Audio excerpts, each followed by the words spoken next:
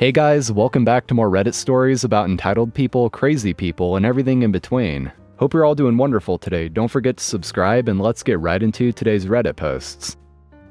I got reprimanded at my son's school. My son is in high school. I'm normally not very active at his school. I work multiple jobs. It's a huge school, so I don't know all the staff. Well, I drop my son off for school and park and go in, because I'm having a morning meeting with two of his teachers. We have breakfast together in the quad. The bell rings. Everyone goes to class and I'm waiting outside the meeting room for the teachers to arrive and unlock it. While I'm waiting, a staff member walks by. They stop, look at me, ask where I'm supposed to be right now. I say I'm waiting for teachers' names. He asks for my pass. Now I'm assuming he's talking about a visitor's pass. When I checked in at the office, I was not given anything. So I said, I don't have one. Was I supposed to be given one? I can head down to the office and grab it. He pulls out a paper pad and starts writing. He asks, what's your first and last name? Writes it down. Then hands me the carbon copy of the paper and tells me, you can take this to the office, and uses his walkie-talkie to tell them my full name is heading to the office now. I just figured it was a temp pass or something like that. So I just quickly jog over to the office thinking I had to check back in. Maybe the office staff was supposed to give me a visitor's badge or pass of some kind. I get to the office and hand the slip of paper to the office employee that I checked in with initially, and she looks incredibly confused, and then starts laughing. He gave me an infraction for being tardy out of class. Apparently, he sent me to the office for detention for the rest of the period. When I told the teachers why I was running a little behind on the meeting, they thought it was hilarious. They even called down to the staff member who had written me the infraction to jokingly tell him he can't send parents to detention, or else they'll never get their parent meetings done on time. Officer, please return my license. This happened a few months ago. I'm going to be 30 in May. I was recently pulled over for doing 10 over on the highway in my husband's truck. I know, shame on me. I was driving home from work and had an unopened case of beer on my passenger seat. As routine, the officer asks for my license and registration. I produce documents immediately and he presses me on the details of my license, wanting me to answer what my middle name is, date of birth, the works. I do, no problem. He then tells me he'll be right back. After a few minutes, he returns to my car, asks whose license I'm using. I tell him, my own of course, and he informs me that falsifying my identity to law enforcement is a crime. I insist I'm not, but he doesn't care. Proceeds to ask me who bought the beer. I told him I did. Again tells me that using someone else's ID to buy alcohol is a crime.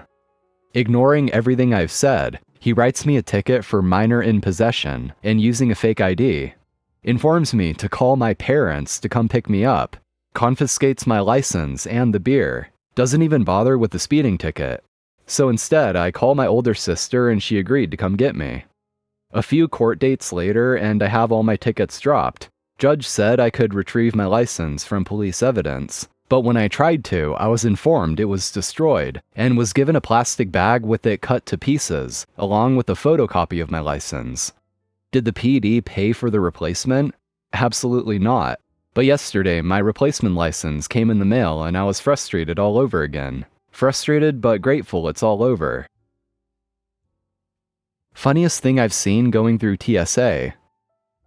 Shout out to the TSA agents dealing with this man with straight faces. This was my final straw for getting pre-check. A few months back as I was going through screening at Seattle Airport, the line next to me came to a complete halt. I went from 2 people before the conveyor to through the conveyor and putting my shoes on before the line started moving over there.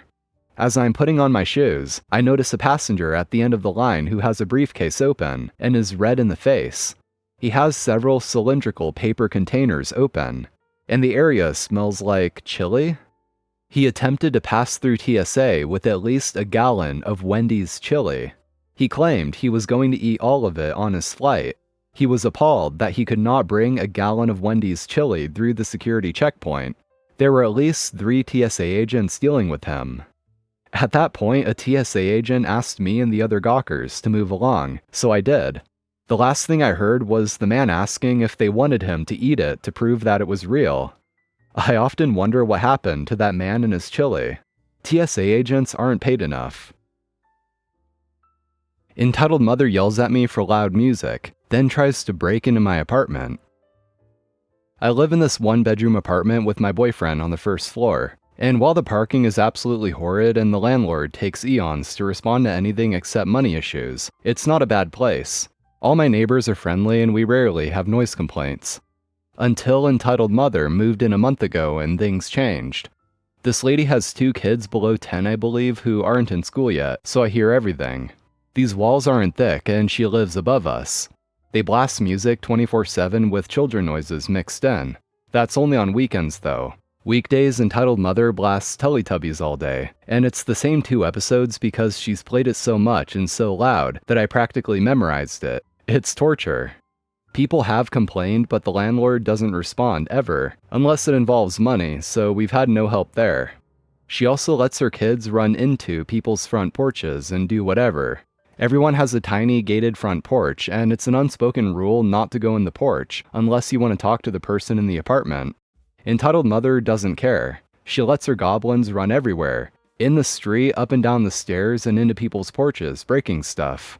People have complained, but she ignored them by saying, "I'm stuck with them all day. This tires them out, so I can have peace for once. Help a poor mom out." Ignoring the fact that one woman has 5 kids and yet keeps them in line. Now on to last Saturday night. Me and my boyfriend were drunk playing Super Smash Bros. And just having a grand old time, laughing and giggling like a bunch of fools. And yes, we did get a bit loud, but we figured entitled mom's music would drown it out. We then hear what sounded like angry talking upstairs, then the music goes silent. Me and my boyfriend look at each other in confusion, then we hear a knock at our door. I get up to answer while boyfriend takes the moment to go to the bathroom, and lo and behold, it's entitled mother. This is the first time I've ever come face to face with her, so I'm a bit taken aback and she does not look happy. I'm a sarcastic a-hole only to friends and family, but I was a bit drunk when this happened, so I blame that for my rather snarky attitude. I remember a good chunk, but obviously not word for word. "Hi, can I help you?" I said. "Yes, can you please be quiet? You're making so much noise that it's hard for any of us to hear anything, and you're waking my kids." I'm sorry. I just assumed with the loud music you were playing that it wouldn't bother you." "Seriously? You complain about our music when every day you always play that jazz crap?" Of course, this confuses the hell out of me and I stare at her with said confusion. "Oh, don't play dumb. You always play that crappy music so loud none of my kids ever get to sleep, so I have to blast my music to drown out your crap so they can get some rest." I'm staring at her, trying to comprehend, before I realize she's talking about my elderly neighbor next door, who plays his favorite jazz music on weekends and never at night. And it's not close to being loud. I only hear it because the walls are paper thin and I live right next door, and even then it's barely audible. And I say, I think you're confusing me for my next door neighbor. He's the one that plays jazz, and even then he never does it nights. Maybe talk to him tomorrow?" Entitled mother doesn't like this and stomps her foot. "Stop lying, I know it's you playing that crap, and I want you to stop. If you don't, I'll call the landlord on you." I just laugh at this, which pisses her off more. "Look, I'm not the one playing the music," I said.